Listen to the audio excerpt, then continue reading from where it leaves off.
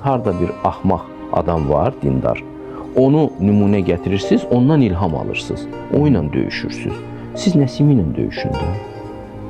Heç bir ateist görmədim Füzuli ilə döyüşən. Götürsün Füzulini təhlil eləsin, Nəsimini təhlil eləsin, Nəsrəddin Tusini təhlil eləsin, Rus demişkən nifraf çıxarsın.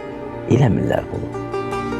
Çox qəlizli axı biraz. Hə, çünki başa düşürlər ki, bunlar gözəl insanlardılar. Ən yaxşı halda deyirlər ki, onlar riyakarlıq ediblər, onlar əslində dinə inanmırlar. Deyirəm, hardan çıxartdınız bunu? Onun bütün gözəlliyi dindən gəlir. Nizaminin bütün gözəlliyi Quranın hikmətindən gəlir. Siz bunu araşdırın. Hə, axtarırlar hardasa bir zalım dindar tapırlar, məhdud ağıllı dindar tapırlar. Onun üzərindən öz fəaliyyətini qururlar, tənqidlərini qururlar,